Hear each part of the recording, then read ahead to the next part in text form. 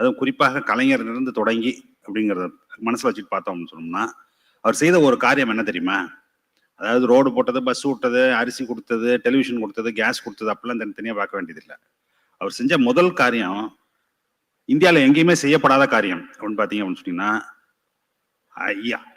40 வருடங்களுக்கு முன்பு வரை 30 வருடங்களுக்கு முன்பு வரை இந்த பொருளாதாரமும் சமூகமும் மிக பெரிய அளவில் வேளாண்மை சார்ந்துதான் இருந்தது.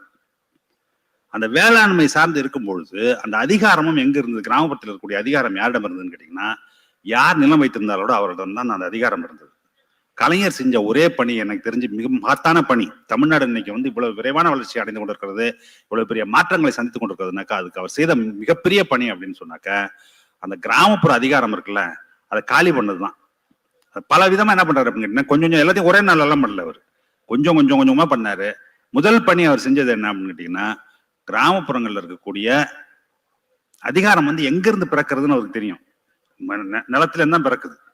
இப்ப நம்ம உயர்கல்வித்துறை அமைச்சிருக்காரு. இப்ப அவங்க ஏரியாலாம் எப்படி அப்படின்னு கேட்டீங்கன்னாக்கா, மடத்துக்கும் பெருநச்சுவந்தார்களுக்கும் பெரிய அளவுல நல்லா இருக்கும். இப்ப நான் இன்னும் கொஞ்சம் மேல தஞ்சை மாவட்டத்துல இருந்து வர்றவன், எங்க ஊர்ல அவ்வளோ கட்டுப்பாடு இருக்காது.